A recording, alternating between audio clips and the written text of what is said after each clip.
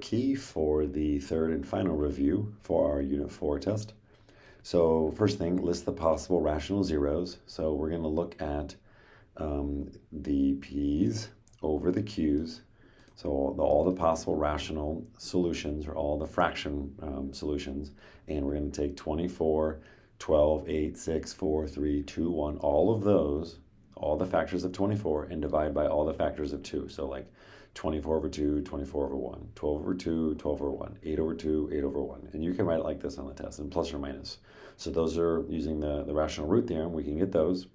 The y-intercept, of course, in a polynomial is nice and easy. It's right there. But really, it's always just when x equals 0. Just all of those will go away, and you'll be left with a constant.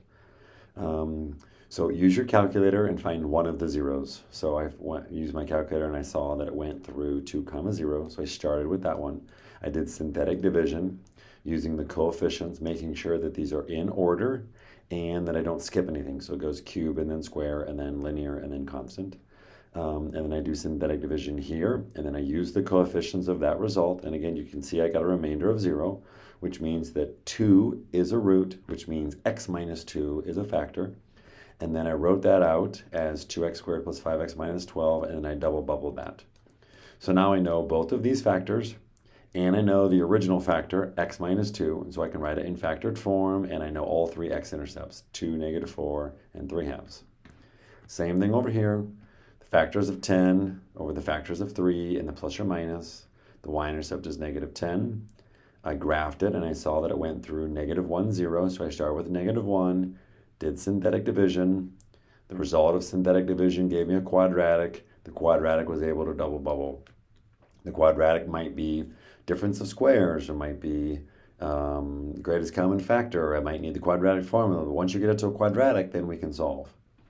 And then I continued on. Once to graph it, again, you know all three x-intercepts, so plot, plot, plot. You know the y-intercept, plot, and you know the general shape.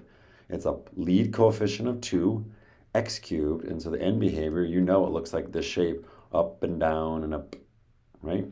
And so you're not positive that that's the maximum or minimum. That would need more details, but it looks like I kind of just kind of haphazardly drew this through, but that's going to be good enough without a calculator. And then over here I did the same thing. -1, 5/3, -2, plot those, and then again you knew the y-intercept was -10, so you know that. And again, both of these happen to have the same general shape. They're both positive x cubes, and so we know what those look like. If it was negative x to the 5th, we know what those look like. X to the 4th, we know what the general shape is. Okay, so rational root theorem, y-intercepts.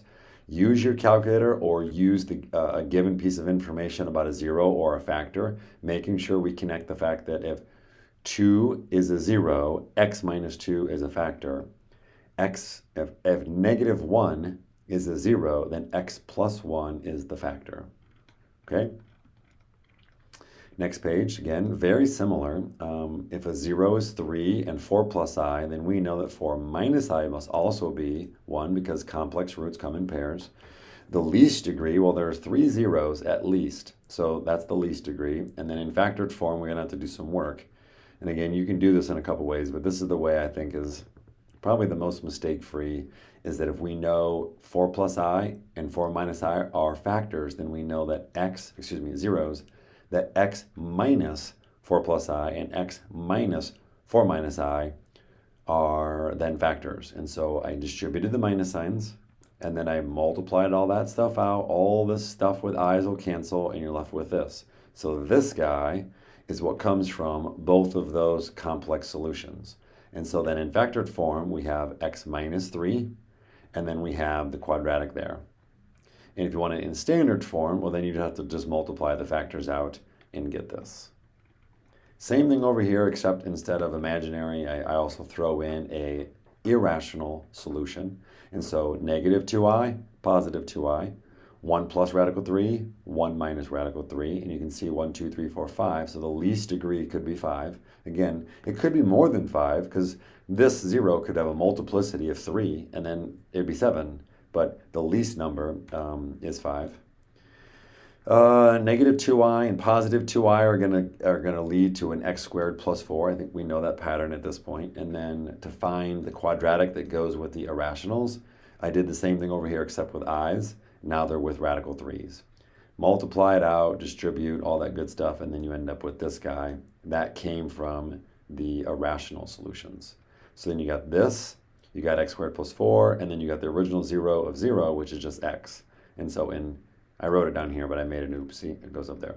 So then I have x, the plus or minus 2i, and then the radicals. And then if you multiply all that out, you do get this. So this is the standard form answer, and this is the factored form. Okay.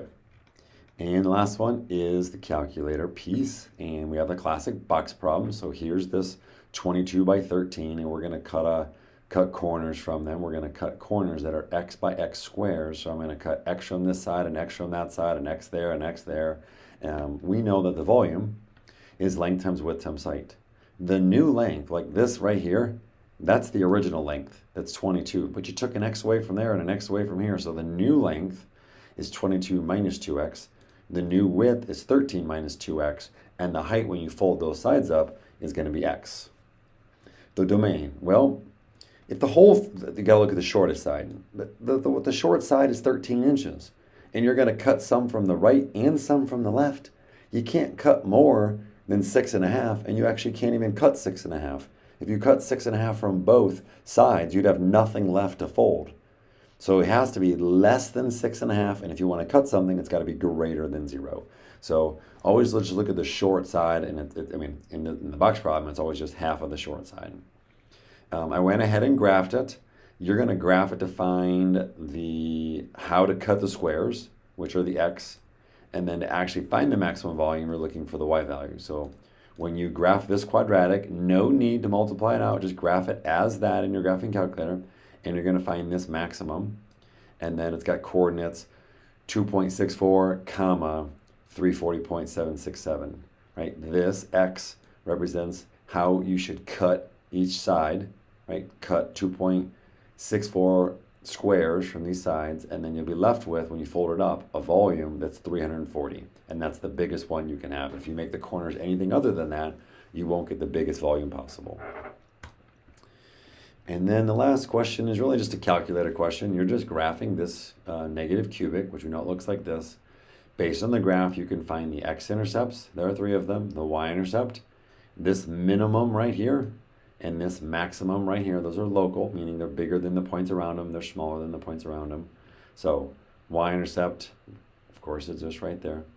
X-intercepts you found, local min, local max, and then increasing. Well, the function is only going up from this minimum to that maximum. So from the x value 2 to the x value 0.667, or 2/3, it's increasing.